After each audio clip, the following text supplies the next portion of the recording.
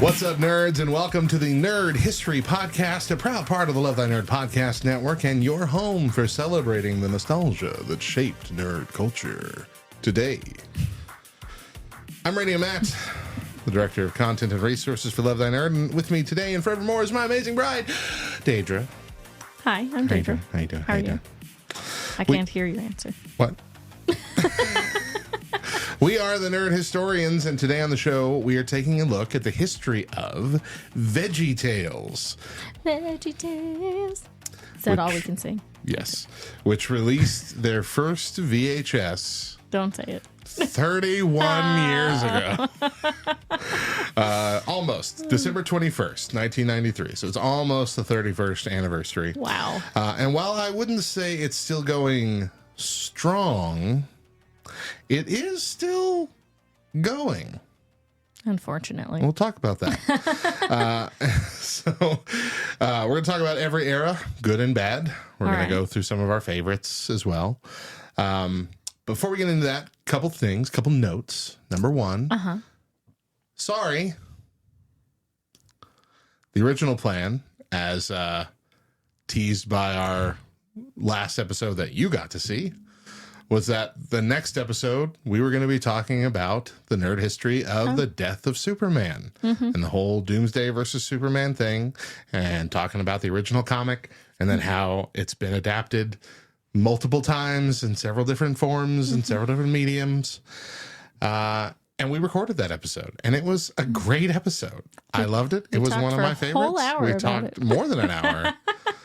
Only to realize that we had the wrong microphones activated in our OBS software. And so my desk is behind me here, and the microphone way over there was turned on, and these weren't. And so you could hear us, but it was like you were eavesdropping on a conversation from across the room, and there was just no real way to salvage that into a show.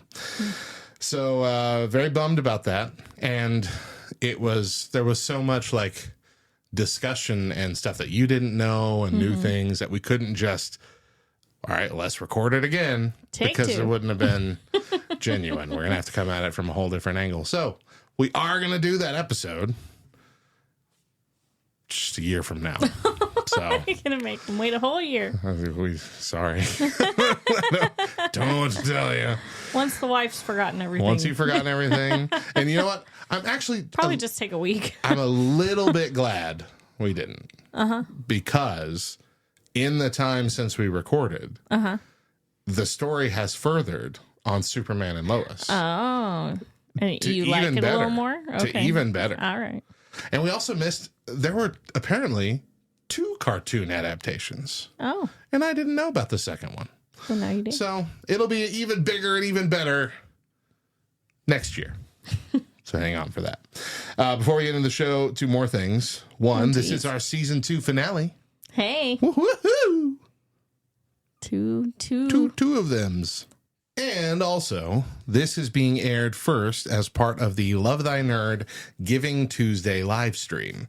And while we won't be engaging with the chat directly, we do encourage you and invite you to share your thoughts during the show. I know some of these things are going to get controversial, like which silly song is the best silly song. We want to hear your thoughts in the chat below. Argue amongst yourselves. And you can also check in the chat. I'm sure we have somebody monitoring chat putting this up. Throw it up right now, moderator, or on the screen somewhere. A link or something to click in order to donate to Love Thy Nerd for 2025 during this monumental giving stream.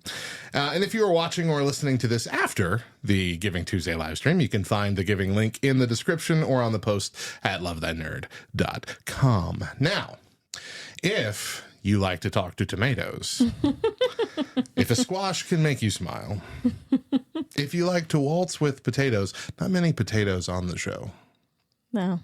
Is there? Funnily enough. Is there one? There's at least one. At least? Pretty sure it was on one of the Larry Boy episodes. A big potato. A big potato. An evil potato. No, I think he was fine. I think he was a cameraman. I don't remember. It's because potatoes are bad vegetables. Have we got a show for you? let's talk about VeggieTales. So, the first VHS, like we said, came out December 21st of 1993, but it was 1989 when I was but a wee 4-year-old, and you were barely existing. 89? 89. Right? You were 2. Right. Yeah, 1989, aspiring filmmaker Phil Vischer wanted to use computer animation to create a unique storytelling medium that blended Christian teachings with family entertainment. Vischer teamed up with his Bible college friend Mike Naraki to brainstorm ideas. Inspired by the growing field of 3D animation, especially from studios like Pixar, Vischer chose to design simple characters that computers of the time could handle. Vegetables, with their cylindrical shapes, were the perfect solutions. No arms and legs, Right. also a bonus. No hair. Yeah. The first characters were created. Larry the Cucumber was the first one created. We have a fun fact about that later on. Ooh. Bob the Tomato, of course, shortly thereafter. Confident leader in Bob the Tomato, goofy and endearing sidekick in Larry the Cucumber. Together, they would teach moral lessons grounded in Christian values. First video that came out in 93 was Where's God When I'm Scared? It features 2 short stories, Tales from the Crisper, which is a beautiful take on Tales from the Crypt. Love it. Oh. And Daniel in the Lion's Den. A little more straightforward with that one. Showcasing moral lessons in a fun, family-friendly way, VeggieTales was an instant success in the burgeoning Christian home video market. It really was. Instant success and continued to grow in popularity for quite a while. And it's funny that's the one that scares my kids. Right. The one with like Frankenstein celery. Yeah. Frankenstein Like, celery. all the suspense that we know is just. Well, the animation was also crude Yeah. compared to now. It wasn't as smooth, so it's a little more blocky and choppy and dark even. Like it was darker tinted just in general. Like they don't have the lights on. Right. And so, yeah, I could see how that would be. That would add to it. Let's put it that way. I just remember being so excited to show it to Eli, and he's like terrified, and I have to turn it off. It's like the Bible. Don't start from the beginning. Start from the good stuff, from the middle. As word spread, demand for VeggieTale videos grew. Now that was the other unique thing about this is that it wasn't a TV show and it wasn't a movie series. Like these were direct to VHS. Right. You had to go mostly to buy them at a Christian bookstore. Yeah. Like, I don't even think you could order them at first. If you did, you had to order them from like a catalog. Right. Like it wasn't online. The Lifeway catalog. Yeah. Lifeway or Bibles Plus. Parable Christian bookstore. Oh, yeah. Yeah. Some of the other ones that came out, God Wants Me to Forgive Them. How was with the Grapes of Wrath. Oh, yeah. Introduction to Paw Grape. Yeah. Are You My Neighbor? Rack Shack and Benny. The Chocolate Bunnies. Love and the that lesson one. they had to learn, because they created a really catchy song around not wanting to eat your vegetables, and they realized the kids were going to start singing that, and parents weren't going to be happy. So they had to change the lyrics. Josh and the Big Wall. Oh, yeah. Yeah. Madame Blueberry was like a sad little berry. I like that one. She lived all alone in a house in a tree. The videos introduced characters like Junior Asparagus, Paw Grape, Archibald Asparagus. Yes. Not related to Junior. Oh, okay. I don't believe. I've never seen It's not, an he's not episode that establishes they're related in any super way. serious uncle or something. He's also from London that's somewhere, true. from across the pond. And they were very popularized. What was very popular about them were the Silly Songs with Larry segments. Yes. Silly songs like the Hairbrush Song and I Love My Lips became iconic moments, attracting both children, teens, and adults both of all three of them, with their humor and creativity. By the late 1990s, VeggieTales had sold millions of videos and expanded into merchandise, books, and even live performances. Weird thing about the live performances is that the characters dressed up as Bob and Larry had arms and legs. Oh, okay. A little weird. A little gross. Like cartoony arms and legs, or like just red or green? Just the person sticking. Oh, really? Just like bodysuit arms and legs. Was that just so they were safe in case they toppled over the people in the I guess costume? I mean, they had to move around and hold stuff, and you can't animate like, that in real life, yeah. so you had to. Oh, that's true. What I mean? Yeah, they can just animate him holding a guitar with nothing. Yeah, that's true. So, continue to grow for nearly a decade. Super popular. Video after video coming out. I think they were releasing about one every 4 or 5 months, at least twice a year. Yeah. Lots and lots. Ramping up as it was going. 2002 hit. Big Idea released its first theatrical film, Jonah, a VeggieTales movie. This was 2002. This was still a very long time ago. Wow. Right? It feels more recent than that. Like, I remember going to the theater. You sure did. Yeah. I didn't know it was that long ago. Fantastic movie. I loved every bit of it. I think they did a fantastic job. The musical aspects were great. The big, larger-than-life story was well done. The telling it through the pirates who don't do anything was great as well. Yeah. Just loved it. Loved it. Loved it. I loved how they did the whole story of Jonah. And that's it. He didn't get it. But they also, yeah. Well, you're telling it. But yeah, they showed him unhappy with what God was doing. Yeah. And then story over. Yeah. But he really never got it. You're limited to 2-second snippets of anything you sing, Okay. just so you know. All right. Sorry. No, this is just my personal limit on you. Oh. It's not a legal thing at all. It grossed over $25 million at the box office, which Holy is... cow. I mean, it's not a Pixar film, but it's fantastic for a faith-based film. Out of this world. However, production delays in making the film, high costs in creating the film, put a significant strain on the finances of Big Idea Productions. And unfortunately, this movie, which was such a high point and such a triumph, was kind of the beginning of the end of a long, drawn-out, painful death of VeggieTales. It's a sad story. It really is. By 2003, Big Idea had to declare bankruptcy due to both debt and legal battles over distribution rights. Ownerships of VeggieTales changed hands multiple times, eventually being acquired by Classic Media, which was then absorbed by DreamWorks Animation, which was then absorbed by NBC Universal. Jeez. This brought in the new era, and it was a decent era. In fact, I would say some of the episodes were some of the best ones. Despite financial struggles, VeggieTales continued to grow in popularity, and under this new ownership, the brand released new videos, many of which were parodies of other properties, which is something that they hadn't really gotten deep into. They teased little bits, Tales from the Crisper from the beginning, Tales from the Crypt. It's a tease, but it wasn't a direct parody. Right. Lord of the Beans. Oh, yeah. A direct parody and done really well. I love Lord of the Beans. The Wonderful Wizard of Oz. Sherlock Holmes. Minnesota Cuke. Sumo of the Opera. Well, That's Phantom of the Opera. yeah, but is it?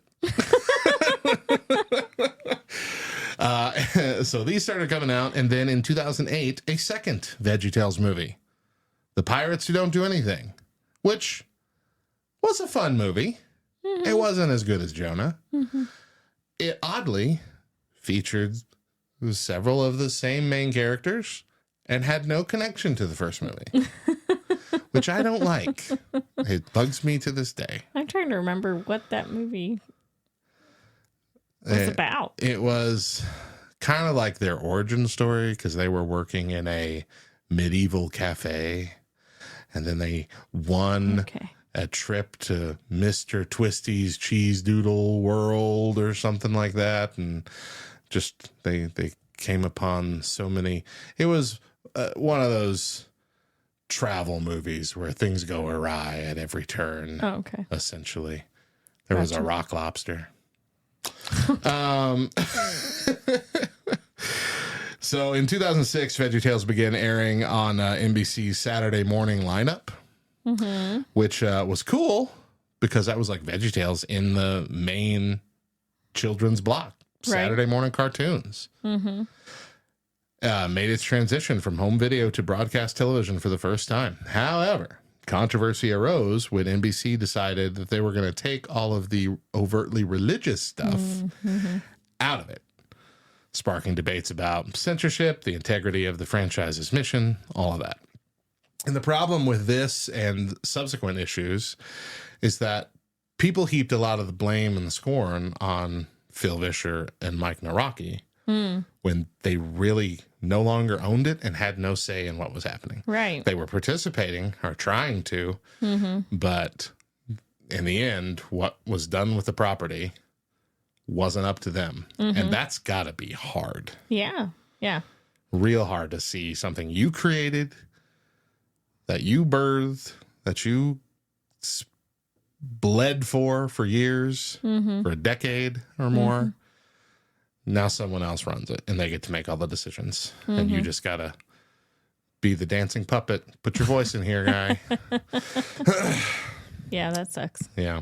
Then we moved on to the Netflix era.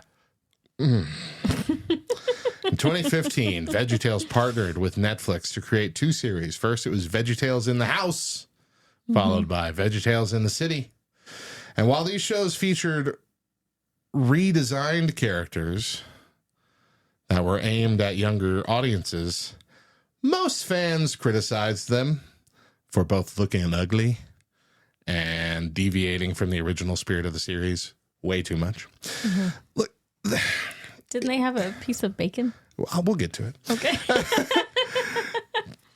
They weren't terrible compared to so many other actually terrible cartoon shows, but they weren't great, and they weren't VeggieTales. Right. The character redesigns were horrifying.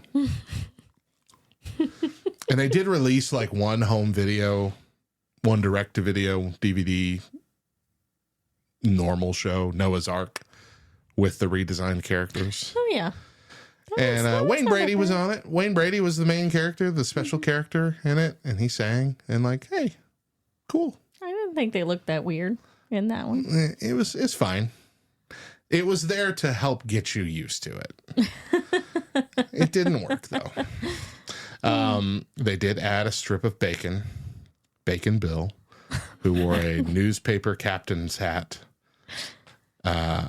He was added seemingly to add an idiot to the cast. And I'm not saying that to be mean. Like, he was literally there to be a dumber version of Larry. Apparently, it's canon to the show that he was a rocket scientist. Other criticisms included a tonal shift, moving to slapstick comedy and general life lessons, which goes against the brand identity. Original VeggieTales treated the audience as smart with its humor, rarely resulting to cheap humor. And it has been a Christian value-centered project since its inception, so this new version just felt incomplete. They also decided to shorten the episodes to 11 minutes. Oh, that's short. You know, each story, it's been, you know, like classic, it'd be 2 stories. Oh, yeah. In an episode. And that's fine. Most VeggieTales DVDs or VHSs also had 2 stories, but they were usually longer. They gave you time to breathe, to live in a new environment. If it's in a Bible story or if it's a parody of something else, you know, it gave you time to acclimate to where the story is being told. So to make up for that, they really didn't do a lot of that in the Netflix show. It was just in this kind of generic city that they lived in, which I don't think was ever really explained. It's just like, this is where we are. This is the world of the vegetables. Like, this is their town. They're not on a kitchen counter. They live here. Phil Vischer and Mike Naraki were involved as voice talent, but they had little say in the writing or direction of the show. Longtime fans could tell the heart of the show was gone until 2019. VeggieTales returned to its Christian roots with The VeggieTales Show. Produced in partnership with Trinity Broadcasting Network, the series brought back Phil Vischer and Mike Naraki as writers and voice actors, restoring the humor, heart, and biblical teachings that made the franchise a success. Phil Vischer had expressed a disappointment that they originally had taught a lot of Christian morality, but not really taught how to be Christians. So he worked to make the new series more theologically beefy for the new generation of children watching it. The show was set in Mr. Nezer's theater, with the stories being told as performances. It was purposefully very reminiscent of The Muppet Show. The problem is it's very exclusive as to where you can watch them. You have to buy subscriptions to some very obscure faith-based kids channels, which it's hard enough to pay for all the streaming services that any family pays for that has hundreds and hundreds of shows than it is to justify paying usually more for a subscription to a service that has about 10 shows. Right. For kids only. Right. And that's kind of where these exclusively live, unless you're watching them on TBN, which you have to have cable for. So, we haven't seen a lot of them. Seen a couple of them, and I liked them. But they haven't even released them all on DVD. I'd buy them all. They were really good, and they returned to the original designs, and they were fresh and squeaky clean and beautiful. Yeah, we could put them in the van. Kids love them in the van. Kids will watch anything in the van. No, I'm sure we will buy them as they come out on DVD. There's like 3 of them out now, like in a set. It's like the first set. There's only a handful of them. I think 26 total, like one season spread out over a few years. It started off, like I said, with Phil and Mike back having some creative control. Unfortunately, it appears that started to be taken away from them as the series went on. Phil and Mike both felt that their ability to speak into the creative direction of the show was being taken away, so they announced in 2021 that they would be stepping away from the project. The series finished airing in 2022. But you may recall that at the beginning of the show, I said it's still happening. In February of this year, the official VeggieTales X account announced that a Larry Boy theatrical film is in the works. Phil Vischer soon after tweeted that he had no idea who was making it and said he had not been asked to be a part of it. No word on Mike Naraki. Technically, the film could be made without Phil, as Bob isn't usually a main character in the Larry Boy stories anyway. Replies on X are pretty split. Many are excited, while many are saying if Phil and Mike aren't involved, they aren't watching. There have been no other updates since February, but they said it's supposed to be coming out in 2026. Wow. So we'll see. Okay. I love Larry Boy. I would love to see a full theatrical movie about it, but if it ain't voiced by Mike Naraki, I'm not sure I want to watch it. Which is hard. Unless they get someone... Look, either get Mike back or lie to me so well that I can't tell you didn't get Mike back. You know what I mean? Too many times when they recast a voice, they decide to go with a completely different voice. That's terrible. When we know from TikTok alone that there are dozens of people that can mimic voices from characters identically. Just get one of them. Anyway. All you Larry voices out there. Line up. Yeah. Figure out where you need to go to try out to be the voice. Anyway, VeggieTales has an amazing but heartbreaking kind of legacy, you know? It's sold over 75 million videos at this point. It's inspired countless children across several generations with biblical truths. It was also on the forefront of digital animation, producing animation on par with Pixar in the early years. I mean, when VeggieTales first started coming out, it was kind of the only thing doing it. Right. Yeah. It was that and Pixar. Like now you have every kid's show. Yeah. Good or bad, they do computer animation. Right. Like there's hardly any cartoons left. Yeah, hardly any like normal handwritten or hand-drawn animation. And you got to think about where Pixar was too in '93. Pixar was in their shorts era. Think about some of those. Toy Story. Think of some of those shorts, and like some of them are worse looking than VeggieTales was back then. Like it was a big deal. But it was marred by financial troubles, sales absorptions, bad deals, and an almost heartbreaking tale of the original creators being treated as unimportant to the process several times over. So it's a bummer. The other thing, and this is something that Phil himself has said, is that he's kind of disappointed that VeggieTales has lasted this long because it's meant that nothing else has risen up to kind of take its place, which means that there's still not a lot of great Christian content for kids out there. Even Phil himself has created 3 or 4 different kinds of series. And while they're still ongoing, nobody knows about them. They're not VeggieTales at all. There's some new series I saw the other day. It's like David, and it's like... That's, I think Angel Studios is coming out with that. It looks good. Yeah. Yeah. I was intrigued. I'm excited for that. Yeah. So let's learn some fun facts, all right, about VeggieTales. The first VeggieTales character ever designed was Larry the Cucumber, but he was initially going to be, get this, a candy bar. Oh. I thought you were going to say a pickle. Phil Vischer decided to use vegetables instead to promote healthy eating. Okay. VeggieTales' first animation software, Soft Image, was also used in movies like Jurassic Park and The Matrix.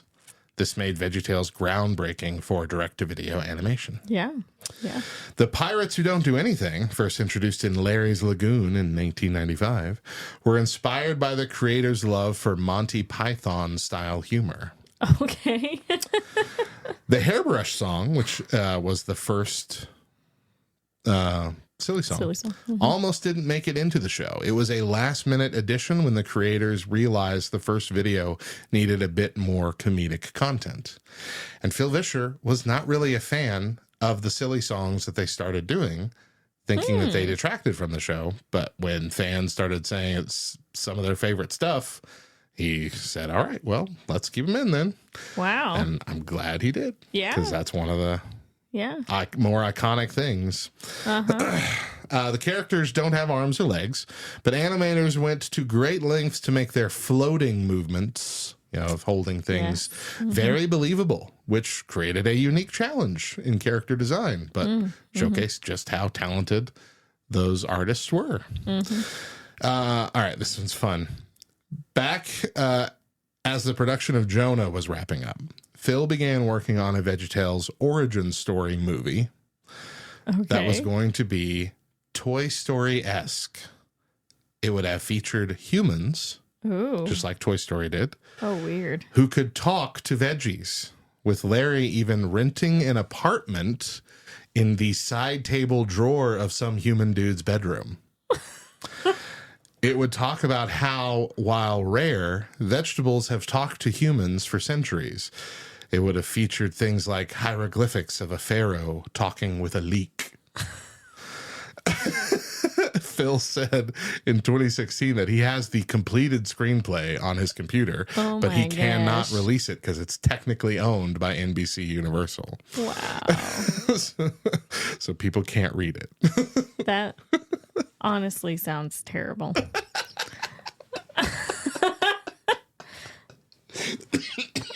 I feel like that would have scared our children into not eating their vegetables. What if I'm eating the one carrot that talks? Right. What if this is the one in a million that talked to you and he has the cure for cancer? Oh, man. But that is currently my favorite fun fact. Keep that on your computer. Don't release it. Please. Please don't release it. Let's talk about some episodes. Rack, Shack, and Benny. Good Probably one of the more iconic ones from the beginning. This episode retells the biblical story of Shadrach, Meshach, and Abednego with a modern twist. Bob, Larry, and Junior Asparagus play the titular characters working at Mr. Nezer's chocolate factory. Mr. Nezer builds a giant chocolate bunny statue and demands his employees worship it by singing the bunny song. Rack, Shack, and Benny refuse, remaining faithful to their principles. They are thrown into a fiery furnace, but are miraculously saved by an angelic figure. One of the earliest examples of VeggieTales adapting a biblical story for modern context. Yeah. Right. Making it relatable to children. The bunny song, not a silly song. Right. But became one of the more iconic songs in VeggieTales history. It's just so good and catchy. Yeah, it really was. I'm realizing just now that, they named him Mr. Nezer because King Nebuchadnezzar, and that name just stuck to him. Oh, okay. I knew that. All right. I'm just sorry. You scared me for a second. Just like every other. Yeah, he's just been Mr. Nezer. He's just always Mr. Forever, now. Madame Blueberry, 1998. I like that one. A wealthy but discontent Blueberry becomes envious of her neighbor's possessions after visiting the new Stuff Mart, also featuring a really good, catchy song. Yeah. That's not a silly song in it. The whole Stuff Mart jingle with the 3 leaks. Are they leaks? I think so. Leaks. I think so. She visits the new Stuff Mart and embarks on a shopping spree, thinking material things will make her happy. However, she learns from 2 young children, one grateful for a piece of pie, another content with nothing, that gratitude, not possessions, bring true happiness. This tackles consumerism and materialism, which remain relevant topics today. This also included, which I forgot that this is where this was the episode this was in. This included the silly song, His Cheeseburger. Love songs with Mr. Lunt. That was in that one. That was in Madame Blueberry. Wow. Yeah. Okay. That song is so distinctively different for so many reasons. Number one, not billed as silly songs with Larry, but love songs with Mr. Lunt. Number two, Larry's not a part of it. It's Mr. Lunt only. But Mr. Lunt from Esther. Was he in it before Esther? In the show? I feel like he was introduced in Esther. In Esther? Was it not Esther? He wasn't in there from the very beginning. Right. I mean, he's one of the pirates. So. Yeah, pirates they didn't come. They were late. They were later. But it's part of the so it's after the Cebu song, right? Cebu, yeah. When Archibald, like that one. I don't know. When the British guy, he's like the little Archibald, he's like the so announcer he's for like it. Mad at Larry for this terrible song. That's right. And trying to stop silly songs and puts in Mr. Lunt instead of Larry. That's right. He's like, I forgot there Larry's was like lore dressed in to it. Larry's like dressed in a clown outfit or something. Like he's about to sing a silly song and he's like, no. Stop it right now. Yeah. His Cheeseburger, probably the best. There was a CD that came out several years ago when we were in high school, I think still, called Veggie Rocks. Love it. Where, oh my gosh, Christian artists of all different genres at the time did their own takes on the most popular silly songs. And Tate Band, Michael Tate's first solo band, did the His Cheeseburger song. And it was so good. That whole album was fantastic. Yeah. Skillet was on that album. I think Super Chick. Super Chick was on that album. Yeah. Stephen Was Curtis Chapman and Newsboys? his son was on that album. I don't think the Newsboys were on it. Who did the live hairbrush one? Oh, I don't know. Reliant K was not on it. But they did do. Reliant But K they did. was not But on they it. did do their own version of the Pirates Who Don't Do Anything for a joint single Okay. where they did the Pirates Who Don't Do Anything and Larry sang Reliant K's song Breakdown. Yes, I do remember that. Crazy town. Really good. And anyway, if you want to laugh and you've ever been a fan of VeggieTales and you've never listened to the Veggie Rocks album, go to Spotify right now and listen to the whole thing because it's a joy. The Ballad of Little Joe I like that one. might be my favorite one. Really? I don't know why. I'm not a Western guy, but I just really love how that story was told. I they loved did how it was kind of the first time that they, like, it wasn't the first time that they took a Bible story and made it into a modern thing, but that's not kind of what this was. They were taking a Bible story and transporting it into a different genre of film, and that made it kind of a poignant move. That's why, like, Bob was freaking out. It's like, we can't do that. We can't make it a Western. Like, but it was beautiful. Little Joe, so good, just so good. The Western themed adaptation of the story where Joseph tells how little Joe is sold into slavery by his jealous brothers, ends up in jail, and later rises to prominence in Dodgeball City by interpreting the mayor's dreams. Little Joe ultimately forgives his brother, demonstrating the power of faith and forgiveness. It also just retells one of my favorite stories in the Bible, period, which is the story of Joseph, where we see all these terrible things happen to him, and him come to realize that all these things intended for evil were used by good for God. It's a fantastic lesson for adults to learn as well, of how even bad things in the moment can be used by God for greater things in the future. Gosh, I'm remembering Eli's solo when he sang that. What you meant for harm, God used for good. Oh, sorry. Let's see. It tackled themes of jealousy, perseverance, and forgiveness in a kid-friendly but impactful way. This was also where the fan favorite boy band silly song Belly Button came from.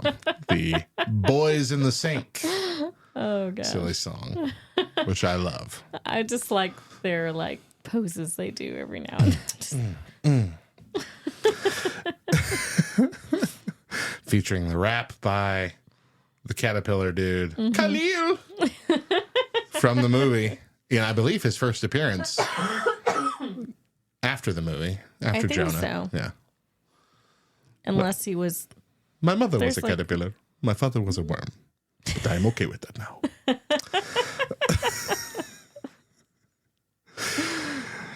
Lord of the Beans. I didn't used to love this one, but the kids have watched it so much in the car that now I like it. Is that weird? No. For those of you who know me, you already have wrestled with this and have gotten over it because you love me. Those of you who don't know this, I'm sorry. I'm sorry that you're learning it.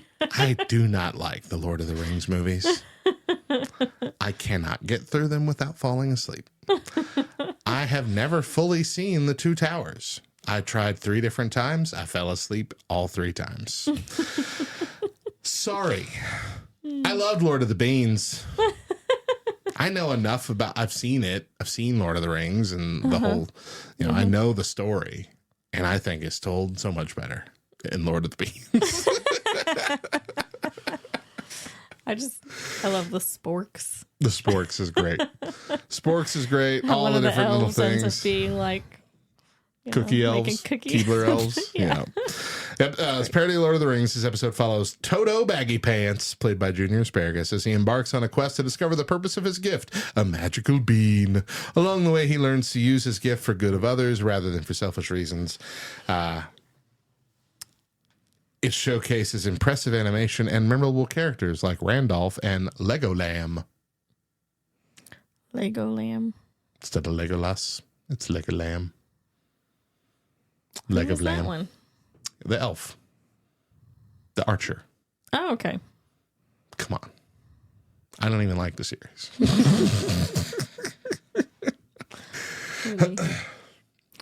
Maybe he just didn't say his name enough for me to catch it.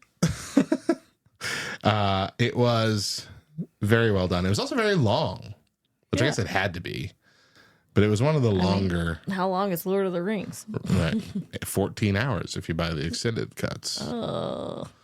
Don't you remember your mom like borrowed that from her boss, and it was like she's like, you want to come over and watch it? And it was like 14 hours extended versions. Peter Jackson just going nuts. No, thank you. All right, we got to talk about it. What? King George and the Ducky. Oh, okay. A playful retelling of the biblical story of David and Bathsheba. Yeah. Whew. If you didn't know, which a lot of people still don't, apparently, because I brought Really? this up at our game night a couple weeks ago. And not everybody had made that connection?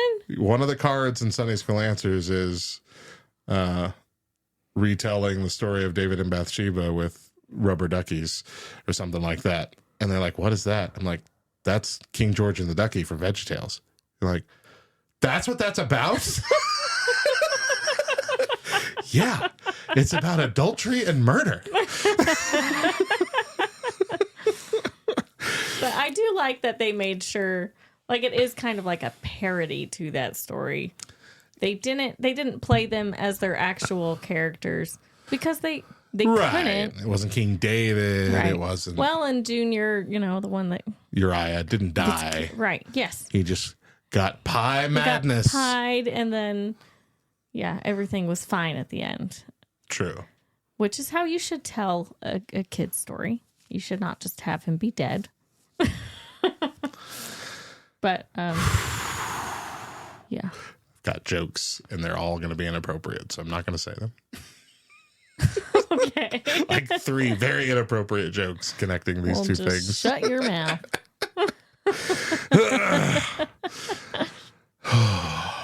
Okay. King George and the Ducky substitutes the heavy subject matter with humorous but meaningful tale about selfishness.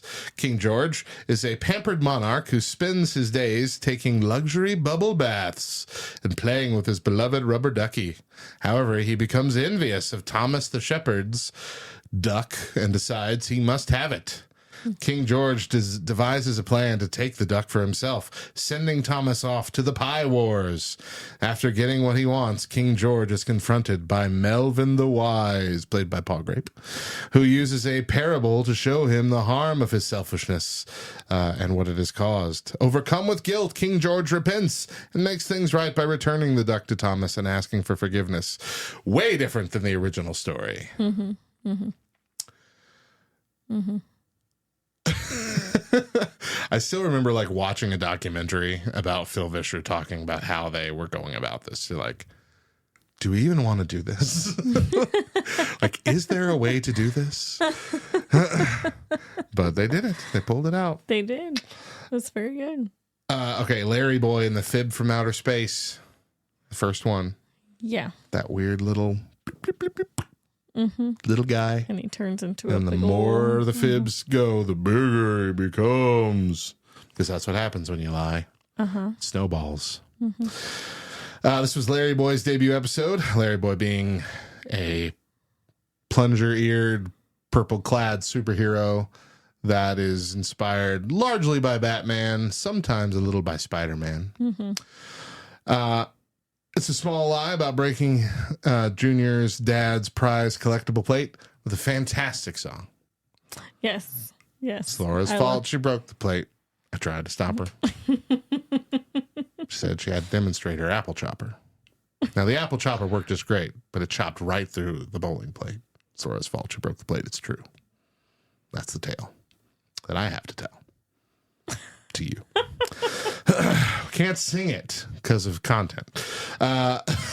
Content protection. But the lie grows into the fib, a small alien that grows larger every time Junior lies. When the fib threatens to destroy Bumbleberg, Larry Boy steps in to save the day. Junior ultimately learns the importance of honesty and taking responsibility for one's actions. So this is I don't know if common's the right word, but it's happened a lot in Christian storytelling where they basically turn a sin into some sort of monster and then watch how it can spiral out of control. Like, that's the lesson. Like, I remember a story about The Grudge, which was this, like you're holding a bit of a grudge against somebody, but it turns into a monster in your closet. And every time you think about the person, it just gets bigger and bigger. That's terrifying. It was terrifying. We did an adaptation of it on the podcast that we were doing at the time in college.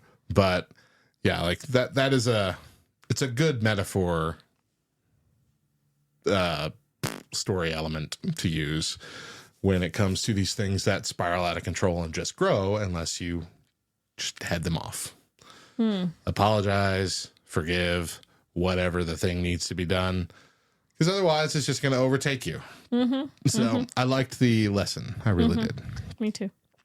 Now, wasn't he Larry Boy, like, just in one of the little intros before the Larry Boy story? I believe this was another one of those lore building things where it was the episode right before, and it was at the tail end of that episode, teasing that the next one was going to be a Larry Boy show without people realizing it. I thought it was like, one of his goofy things he does is they are telling a story, and then I don't remember. That's his character. I don't remember the premise of him putting on the costume, but I'm almost certain it was the episode right before that. For that reason, came back with the rumor weed. Very similar concept. Rumors spread, out of control. We won't go through the whole thing. Similar story, pretty good. And then the bad apple, a villainess who tempts the citizens of Bumbleberg with their weaknesses. This was a bigger cast. It had Ruby Rhubarb, or whatever her name is, the redheaded rhubarb. Right. Rhubarb redhead. I don't remember her name. Is she the one that sings the sport utility vehicle with Larry? No, that is a completely obscure character. Oh, okay. Blonde-headed something or other. I don't even remember what vegetable she was. Oh, okay. Anyway, this had her addicted to video games. It had... Oh, no, I thought she was addicted to fashion. Like her hair had to be... I thought it was fashion. But maybe I'm thinking of a different one. I think she thought she was playing this Game Boy-esque thing the whole time. I might be confusing her with somebody else, but I was pretty sure that was her. Anyway, I think Larry was eating chocolate the whole time. Yeah. It was just basically giving in to your temptations. Yeah. Which felt a little bit different, but still kind of the same. Letting something snowball out of control. I'm thinking of a different one. Yeah. Thank you. Are you thinking of when she was a superhero? Yeah. Was she like a fashion character? Yes. Yeah, okay. That's what I'm thinking. This is the Feardar. No, sorry. Feardar. Yes. Yeah. The first Larry Boy episode with advanced 3D animation. So this was the one that they utilized a kind of Spider-Man look. And you could tell the quality for that episode had really upped. And I didn't know it was the first to use advanced 3D animation, but now that makes sense to my brain. Right. Because it looked really good. Right. It explored the theme of temptation, visually creative, engaging ways. The dynamic villain. This was like, the bad apple. Yeah. Was a pretty good villainess. Yeah. I liked her. I'm pretty sure she scared Eli when he was little. I didn't watch that one. Yeah. We had the Larry Boy spin-off series, The Cartoon Adventures, which I believe still only had 4 episodes. The Angry Eyebrows. Yes. Lego My Ego, The Yodel Napper, The Good, the Bad, and the Ugly.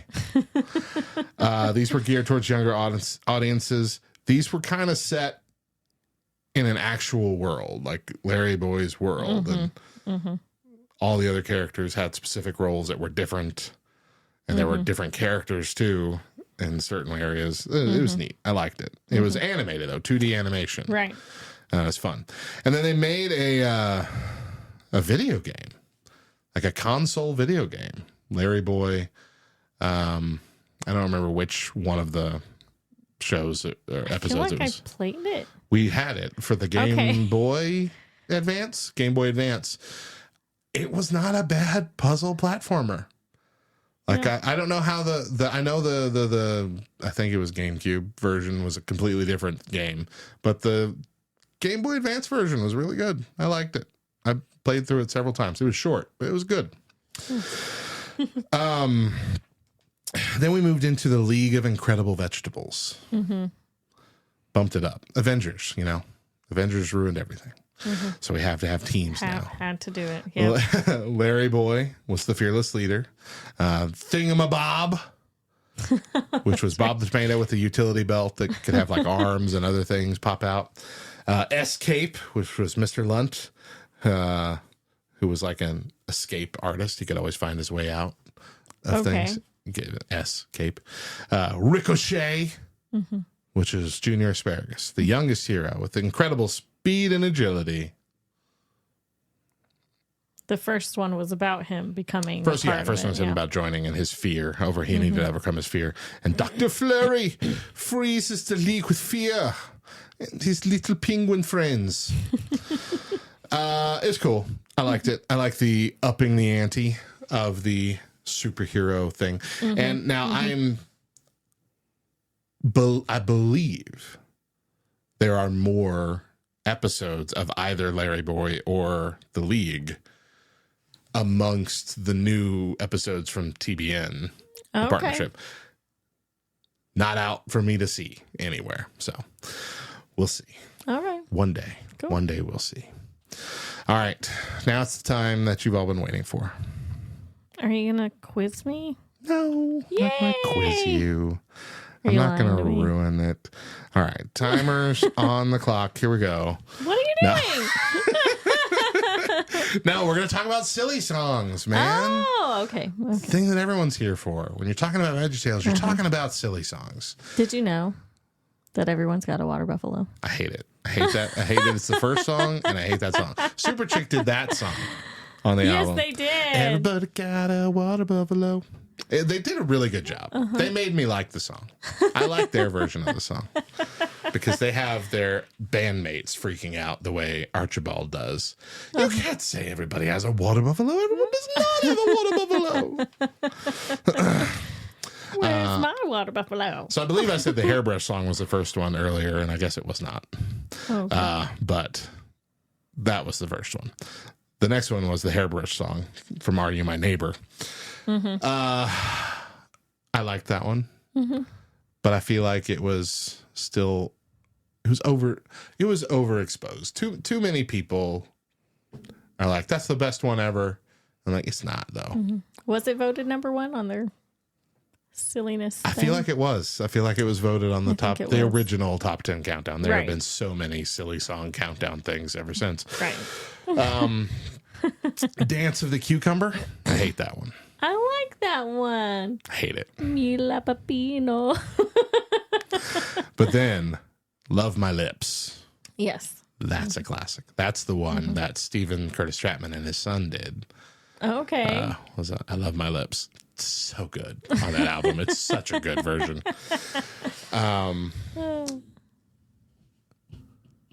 Skillet didn't even do a silly song. They did Stand Up for What You Believe In. Oh, they did. Yeah. All right, anyway. The fifth one, Oh Santa. Oh Santa. I just can't wait for you to come. I just can't wait for you to come because I have cookies. 3 yummy cookies. It was great. Fantastic. Best Christmas song I think they've made. Good. So good. The Pirates Who Don't Do Anything then came there. Okay. The Pirates Who Don't Do Anything were after that. And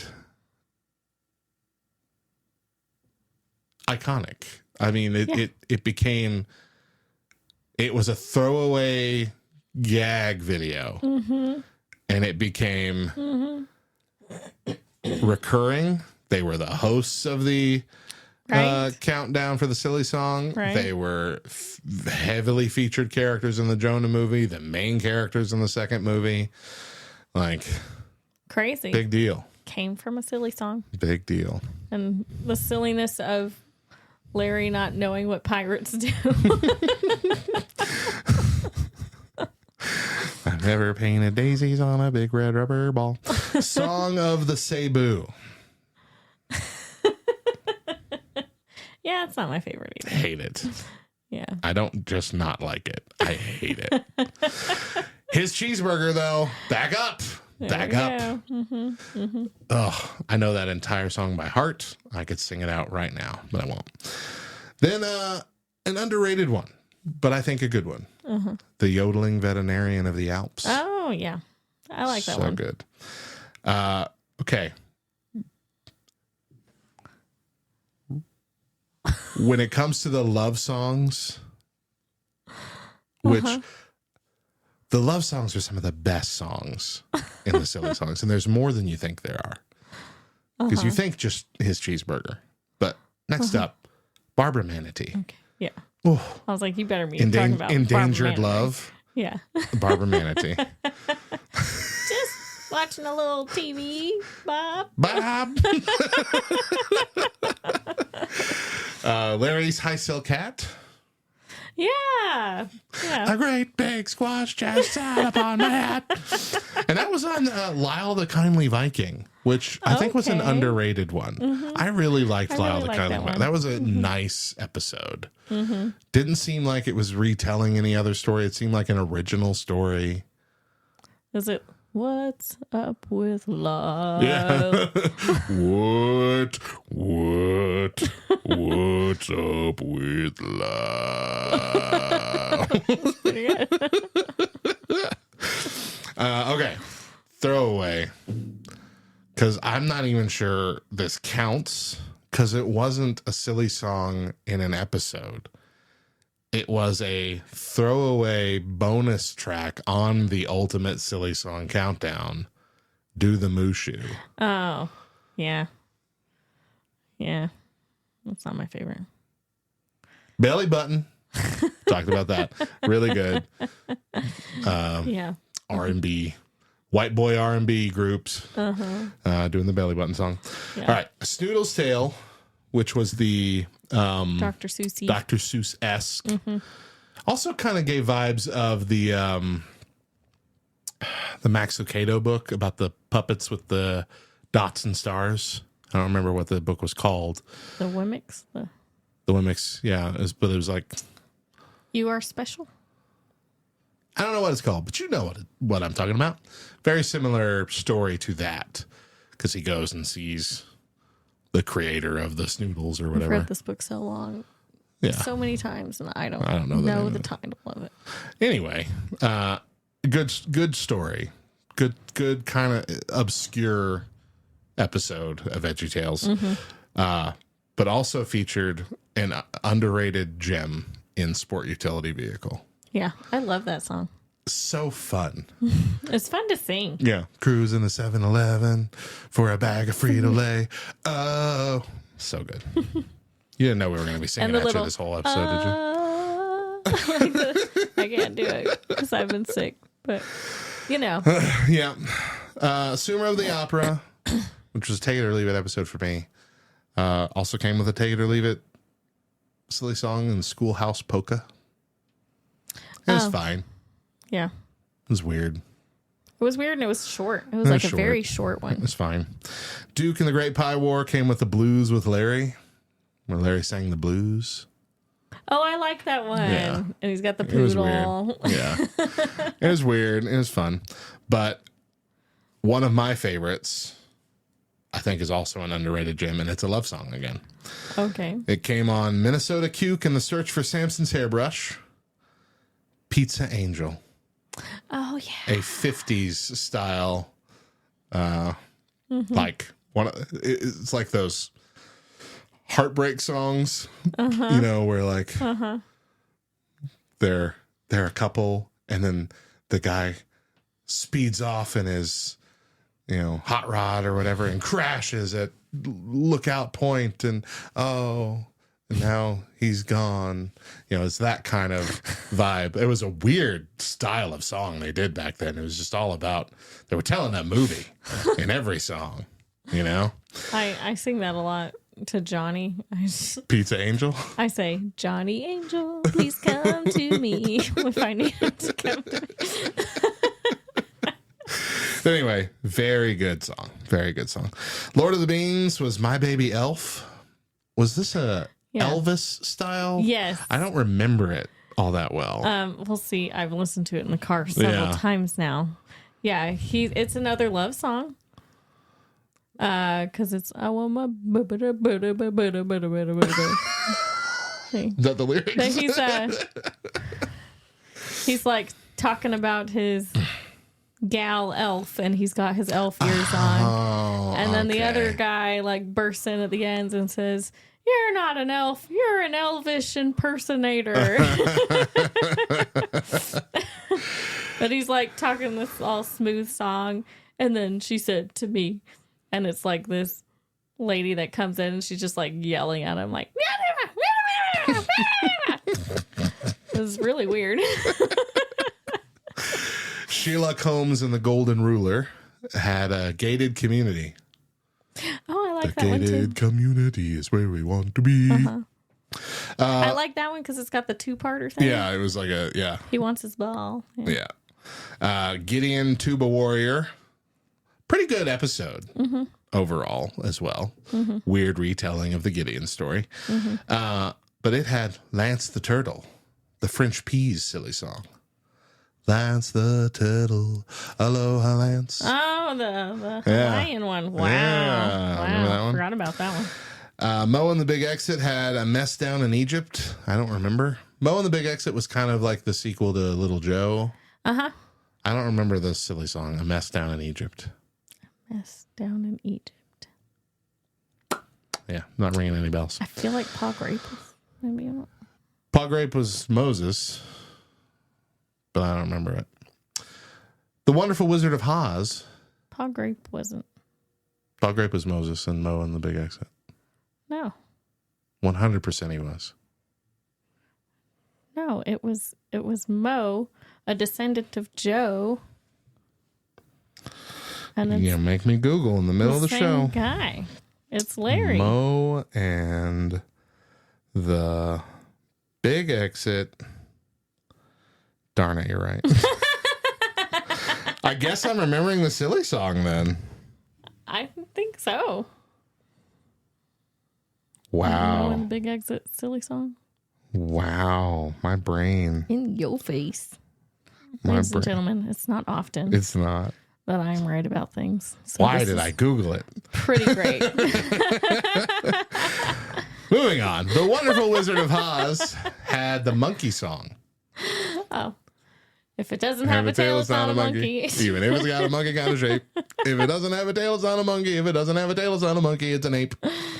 Oh, I thought about that recently when I was taking a logic class, because it talks about if A is B and B is C, then A is C. Right? That's like the logic. But if A is not B and B is not C, that doesn't mean that A is not C. Oh, good. I'm already lost. And it was the monkey thing. And I thought of that. I was like, yeah, this one doesn't have a monkey. Or this one doesn't have a tail. So it's not a monkey. It's an ape. But that one doesn't have a tail, but it's not an ape. It was very funny that it came to my head when I was looking at these logic problems. I don't have a tail. And now everyone's asleep. I'm sorry. Sorry. Tomato Sawyer and Huckleberry Larry's Big River Rescue. Such a long episode title. What is it? Tomato Sawyer and Huckleberry Larry's Big River Rescue. I don't know that I've ever seen that Tom one. Sawyer and Huckleberry Finn parody. You haven't seen that one? I don't think I've seen it at least once because I know the song, The Biscuit of Zazamarandabo. The Biscuit of Zazamarandabo. Yeah, you know the song. Abe. It's Abe in The Amazing Promise that I'm thinking of. That Pa Grape is Abraham Oh, I that makes more apologize. sense. I see the cover in my brain. And now you're saying I was sorry to thinking me? it was Mo. I'm in so front of sorry. a bunch of people? I'm very sorry. You were right. You already knew you were right, but at least now I know why I was wrong. I was mixing them up. I'm not crazy. I don't think I've ever seen it, though, and I don't remember the silly song Sneeze If You Need To. What? Minnesota Cuke in the Search for Noah's Umbrella. The song was Sippy Cup. St. Nicholas, a story of joyful giving. Donuts for Benny. Pistachio, the little boy that wouldn't. Where have all the staplers gone? I know Donuts for Benny. That's like he's singing with his puppy. I think it's Mr. Lunt. And he's singing like a sad song. It's supposed to be the sad song, you know, make you feel sad for my puppy, and everyone gives him donuts. Oh. Yeah. Like, the only thing I can compare it to in my head is the Barney from The Simpsons, Barney's song in that short film that Mo made. Buy me a beer, $2 a glass. That's it is kind of like that. Yeah. Okay. He's like standing outside the donut shop singing. Donuts for Benny. Yeah, he's like trying to get people to give his dog donuts when he's the one. That wants them. Sweet Pea Beauty. The song for that was Pants. It's a Meaningful Life. Good Night, Junior. 'Twas the Night Before Easter. The Hopperina. Good gracious. Princess and the Pop Star. I guess at Astonishing some point Wigs. we were just like, we're done watching it. The Little Drummer Boy. And I know this song, The 8 Polish Foods of Christmas. It's like the 12 nights or 12 days of Christmas thing, but with like, I think I remember hearing that maybe once or twice. oh, what are they called? What are they called? The kielbasa. I'm sure kielbasas is one of them, but I think it was, it's like the fried dough pockets, but they have a name. Oh, that someone brought recently to the church. Yeah. Right? Yeah, I don't know their name. Dang it. It's going to hit me sometime before the episode's over. Robin Good and His Not So Merry Men, The Bubble Wrap, The Penniless Princess, Best Friends Forever, The League of Incredible Adventures, Supper Hero. Now we know that one. Yeah. I am the superhero. The Little House That Stood, Happy Tooth Day, Mac Larry and the Stinky Cheese Battle, Kilts and Stilts. Okay, we know this one. Mary Larry and the True Light of Christmas. Wrap Myself Up for Christmas. Yeah. That one's a good one. Just watch that. That's the one that has Phil from the Duck Dynasty guys as a character, right? Isn't he the narrator? The janitor in the mall? Oh, maybe. I know he's a new... Let me tell you something, Jack. That would make That sense guy. to me. I don't know Duck Dynasties enough to know if that's him or not. Well, it's him. So now When you know. he talks, he reminds me. Veggies in Space, The Fennel Frontier.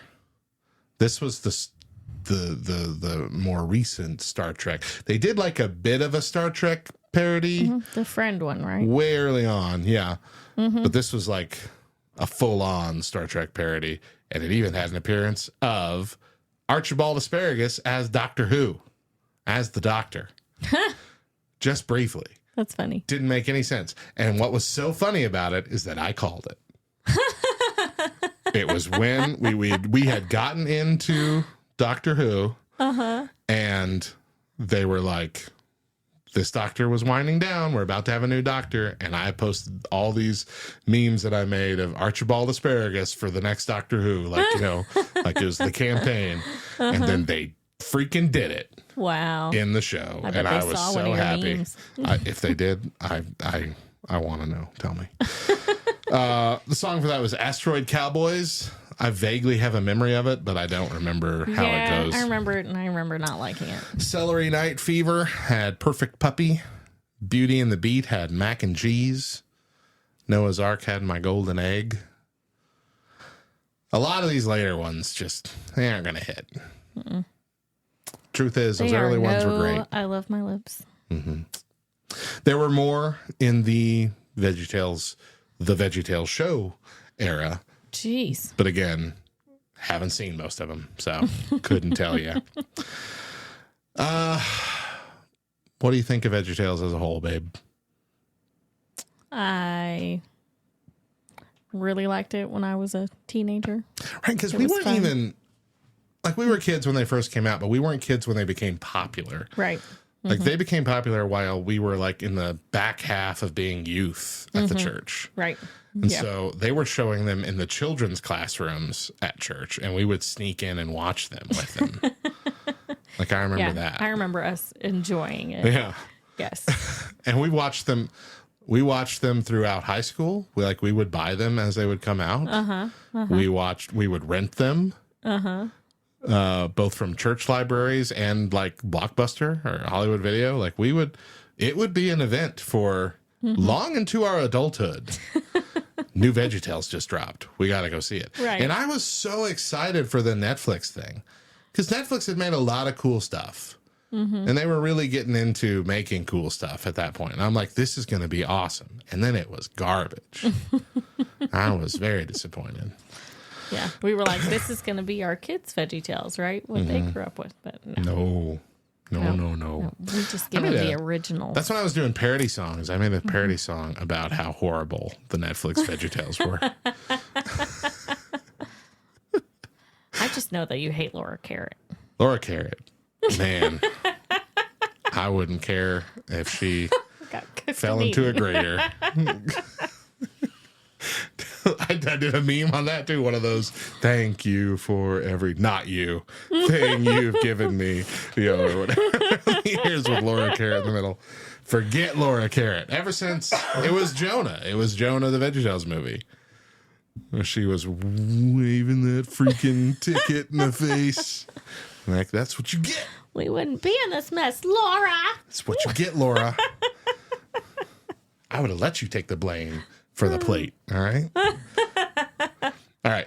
My favorite, absolute favorite, obscure thing from the entire show is, I don't remember the name of the episode, but it's where Jimmy Gord is like, it's Dr. Jekyll. Oh, I don't remember what the actual, but it's the parody of Dr. Jekyll and Mr. Hyde. Is that the Sherlock Holmes one? It might be Sherlock Holmes. I don't remember. But anyway, Continue. it's a parody of Dr. Jekyll.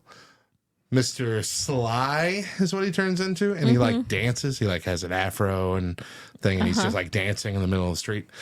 But my favorite thing is that there's a running gag in that, you know what I'm talking about, right? A running gag in that episode where the carrot guy, the police officer carrot guy, is going to knock on doors, and it's like up close in the door, and it's a human hand knocking, and then it pulls out to him with no arms, and he goes, "The hand!" So it's supposed to be him knocking, and then he's confused at where the hand came from. And they never address it. They just he just keeps reacting to it as it happens. And I roll on the floor every time I see it. Oh, good memories. There's a lot of good memories. There's a lot of sad memories. Because, gosh, it's too many. I guess it boils down to too many cooks in the kitchen when it comes to VeggieTales. They had it right when it was going originally. They just mismanaged their money. They went a little overboard with the movie, probably a little too soon. And then there was a recession in 2008. That also hit them hard. Makes sense. And so it was a lot of unfortunate turns. But the legacy of that first decade and a half is something that I think will hang on for quite a while. Those episodes, most of those episodes anyway, are still very evergreen. Like you could still pick them up, watch them today. They still look good. The very, very early ones look rough. They remastered some of them, though. I know they remastered Rack Shack and Benny. Okay. With better animation. Like they've done a lot of that. They remastered the first one too, Where's God When I'm Scared. They've done a lot of that, upgrading it. And Just a lot of these they're gonna be good for a long time. We didn't talk about Esther. Esther. That was kind of like a prelude to the movies. Because it was very much, it was movie-esque. Movie-esque. Yeah. New characters. Bob and Larry were barely in it, if they were in it at all. I don't really remember. No, that was the thing that was new about it. It wasn't them on the counter introducing a story. Right. It was just, this is the story. This is the story. And it didn't have, well, it had a kind of silly song. It was that lady singing about puppies. Yeah. Puppies are pretty. Puppies are cute. But yeah, it was a well done story. Yes. It had a narrator that you didn't know from the beginning. It was Paw Grape. Paw Grape. Was that Paw Grape's first thing? No, Paw Grape was in the... No, he's like in the He was the Grapes of Wrath. Yeah, I forgot. But that might have been his first big role, though, outside of the Grapes of Wrath. He played Mordecai. Yeah. Yeah. I'm Paw Grape. And they also did the fun thing, of veggieing it up for why a new queen was needed at the beginning. Yeah. The old queen just wouldn't make the king a sandwich, and so he kicked her out of the kingdom. Well, to wrap up our show, I want to say that there aren't technically any such things as vegetables. Most of the things called vegetables on VeggieTales are technically fruits. There are some stems and some flowers. There are some roots. But vegetables don't exist. There's not a thing called vegetables in science. So You're welcome. you're welcome. Enjoy that. Subscribe to the Nerd History Podcast via our brand new YouTube channel. I've been saying brand new this whole season. It's been around for a while now. YouTube.com/@NerdHistoryLTN or on Spotify, Apple Podcasts, etc. if you like just the audio only version, which I understand. I'm not the best looking guy. Find us on lovethynerd.com/nerdhistorypod. And we also have our daily 2-day in nerd history video short and article that come out every day. At lovethynerd.com/nerdhistory with photos and nerdy facts. You can find the short, which is like a YouTube short, on YouTube Shorts or TikTok every day at around 10 a.m. Eastern time, I believe, is when they come out. We should be back with Stuff. a brand new season. No idea what we're going to kick it off with in February. So first or second week of February, look for us with some new stuff for you. And if you are watching on the Giving Stream, or even if it's after the Giving Stream, click the link wherever it is, most likely in the description.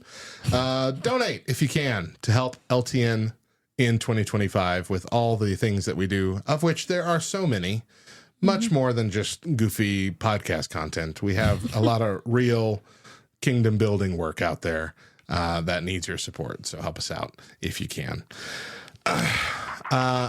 Until then, I'm Radio Matt. And I'm Deidra. And remember, in the past, the present, and the future, Jesus loves you, nerds.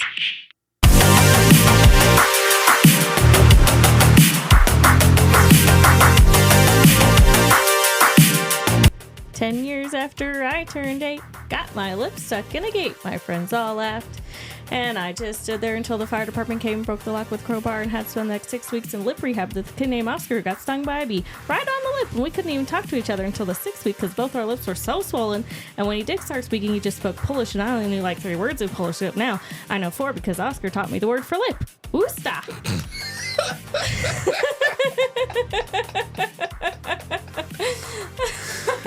oh gosh. It is committed to memory. That's great.